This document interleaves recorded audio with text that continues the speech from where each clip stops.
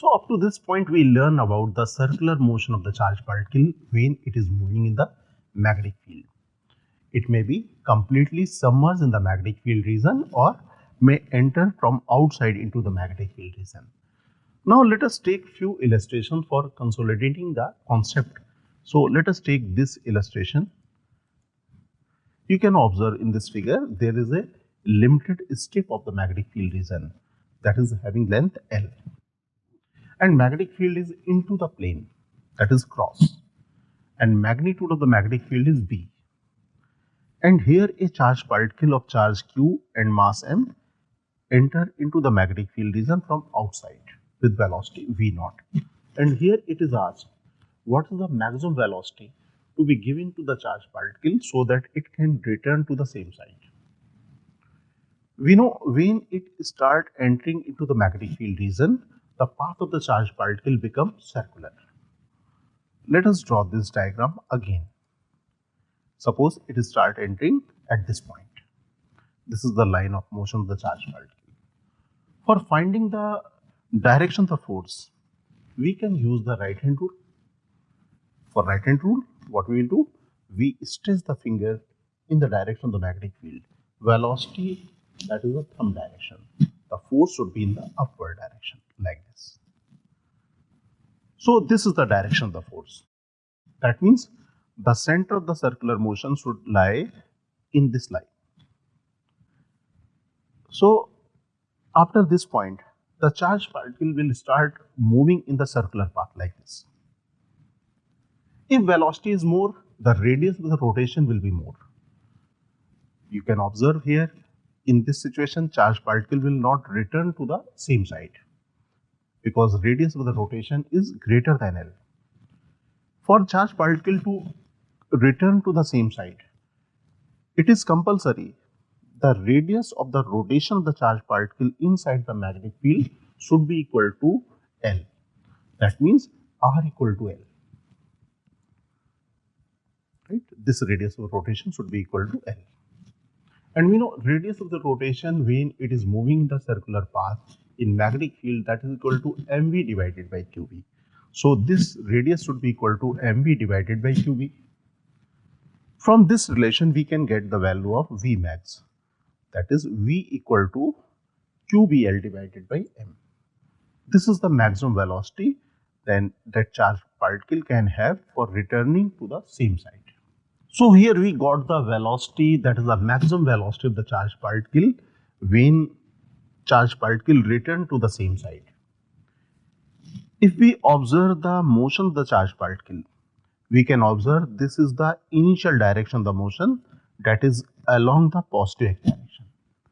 When it reaches at this position, if we draw the tangent, the direction of the motion, that is the direction of the velocity, is along the plus y direction. So here we can say the deviation from the initial path is 90 degree. When it comes out, we can observe the direction of the velocity is along the minus x.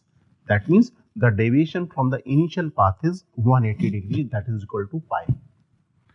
In many cases, we need to find the deviation of the charged particle when it is moving in the magnetic field region. So let us learn deviation of the charged particle when it is moving in the magnetic field region. For this, let us make one situation. You can observe this is again a limited magnetic field region of width L. The magnetic field is B and pointing into the plane, that is cross. Suppose a charged particle start entering at this position with velocity v. You can observe the initial direction of the motion is along positive x. We can find the direction of the force by using the right palm rule.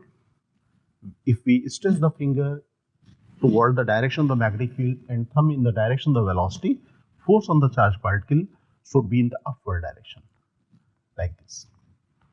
That is force direction, right? Because this force is perpendicular to the velocity. If force is perpendicular to the velocity, we know the path of the particle is circular. So particle will not move in this direction.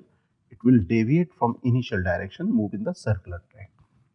When it comes at this position, because at this region there is no magnetic field. That means the charged particle motion will remain undeviated. So this is the direction of the velocity when it is moving in the region where there is no magnetic field, right? So we can say this is the direction when it comes out in the magnetic field region, from magnetic field region. This is the direction, that is the final direction. This is the initial direction. That means this is the deviation angle, delta. Delta is called the deviation angle, correct? Now, if we draw this line, extend this line, we know the position of the center will lie on this line somewhere. For finding the position of the center, what we need to do? We need to draw again a radial line. Radial line is perpendicular to the tangent line. That means if we draw a line from here perpendicular to this velocity, these lines will cut at this position. That will be the position of the center, right? This is the position of the center. And we know this angle. This is the angle made by these two radial lines. And here you can observe these tangential lines are making angle delta. That means this angle should also be delta. That means for finding the deviation angle, we need to find the angle made by the arc in the magnetic field region. That is, the deviation angle is always equal to the angle made by the arc in the magnetic field region. So let us find this value. For getting this value, we need to do some geometry. We know this is the radius of the circle, and radius of the circle equal to mv divided by qv. So we got this line length. This length is equal to r, and if we draw a perpendicular from this point on this line, this length should be equal to L. Now we can observe this is a right angle triangle, and here in this right angle triangle we can write sine delta equal to L divided by R. Okay, now we know the value of R, that is mv divided by qv. So we can substitute the value of R here, L divided by mv divided by qv. Now we can rearrange this equation. This is equal to qvl divided by mv. That means delta value can be found out. Delta value should be equal to sine inverse qbl divided by mv. This is the deviation angle, correct? Now let us take one illustration here. This is the limited magnetic field region having length L. Magnetic field is B into the plane, and the charged particle having the charge q, mass m, and start moving into the magnetic field region with initial velocity v0. You know, the magnitude of the velocity when it is moving in the magnetic field region will not change. So this velocity magnitude v0 will not change. v0 is the velocity.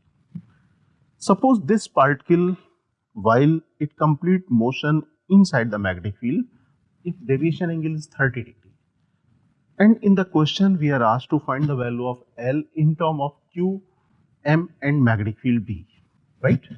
We learned in the previous discussion about the deviation angle. So let us make the same diagram here again. This is the diagram of the deviation angle, and we know deviation angle is the angle made by the arc inside the magnetic field at the center of the circle. So we need to calculate this angle delta. And we know this is the right angle triangle, and in this right angle triangle sine 30, because in the question it is given delta equal to 30 degree. So sine 30 equal to L divided by R, right?